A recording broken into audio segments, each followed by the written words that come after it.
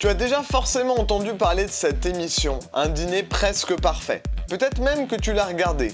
Eh bien aujourd'hui, je te propose un repas presque parfait. Pour ceux qui ne me connaissent pas et qui rejoignent la chaîne pour la première fois, je suis Quentin, coach sportif depuis plus de 8 ans maintenant et je me suis spécialisé dans la perte de poids femme. J'accompagne les femmes qui le souhaitent à perdre du poids en leur apportant mon aide et mes conseils. Si tu veux des conseils et des astuces, tu peux d'ailleurs rejoindre mes réseaux sociaux, Facebook ou Instagram, dans lesquels tu vas pouvoir avoir du contenu exclusif.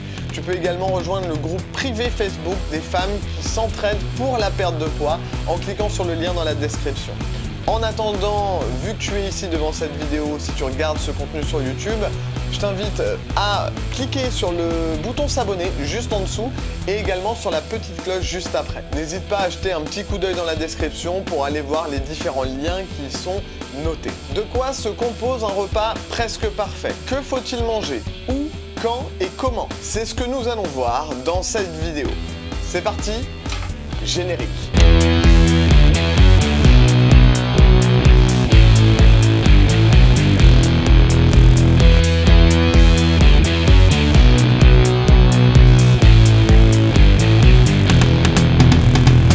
Tous les jours, on nous assomme de publicités, de messages ou d'informations concernant notre alimentation. Manger 5 fruits et légumes par jour, boire de l'eau, éviter de manger trop gras, trop de sel, trop de sucre.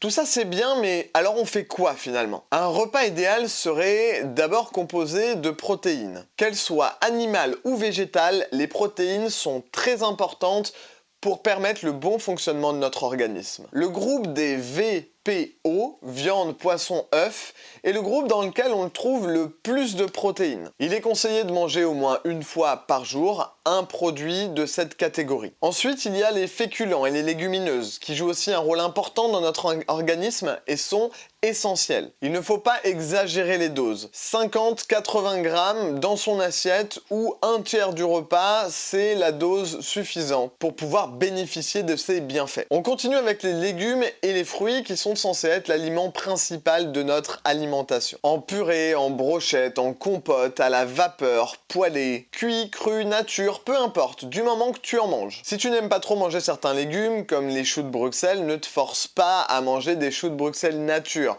puisque l'alimentation doit avant tout être un plaisir. Il existe des petites astuces pour pouvoir manger des légumes sans en avoir l'impression. Par exemple, faire un hachis parmentier patates douces carottes au lieu du traditionnel à base de pommes de terre. Je te livre tous mes autres secrets sur l'alimentation mais également le sport et la motivation dans mon challenge de 7 jours. Pour ça, il te suffit de cliquer sur le premier lien dans la description de cette vidéo. Après les protéines, les féculents et les légumineuses, on a bien sûr les produits laitiers. C'est bien d'en consommer, mais pas dans l'excès non plus. Un café au lait le matin, un morceau de camembert le midi, un yaourt le soir, c'est parfait. Par contre, si tu manges un plat où il y a beaucoup de fromage, ce n'est pas nécessaire d'en reprendre à la fin de ton repas. Par exemple, après une fondue, si tu as encore envie de fromage, c'est que tu as un problème avec les produits laitiers fermentés. Pour finir, on a tout ce qui est produits gras, du style les huiles ou le beurre, et les produits sucrés. Ça, ce sont des aliments à consommer avec modération. Bien sûr, quand on fait cuire quelque chose à la poêle, on a toujours tendance à mettre un petit peu de matière grasse, puisque même les poêles anti-adhésives ont tendance à accrocher un minimum. Mais quand on dit un peu de matière grasse, c'est pas toute la bouteille d'huile. Une cuillère à café suffit largement.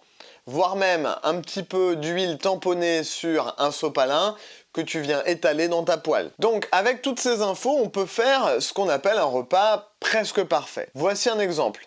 Un blanc de poulet ou une cuisse sans la peau, 50 g de riz, 50 g d'haricots verts, un morceau de fromage avec un petit bout de pain, une compote pomme-poire et un grand verre d'eau. Tu remarqueras que dans ce repas, on a déjà 3 sur 5 fruits et légumes. Petite astuce pour quand tu vas au restaurant, même si au moment où je tourne cette vidéo, c'est pas forcément le bon moment pour y aller, tu peux demander un mélange de 2 accompagnements, comme pâtes et ratatouille par exemple, ou bien frites et haricots verts. Généralement, les serveurs et les cuisiniers ne refusent jamais, et toi, ça te permet d'avoir une assiette presque parfaite. Attention, petit disclaimer, Bien évidemment, encore une fois, le plus important, c'est d'écouter ton corps. Les conseils que je te donne dans cette vidéo sont des conseils de base, mais ton corps est le mieux placé pour savoir en quelle quantité il doit manger, à quel moment et quoi manger.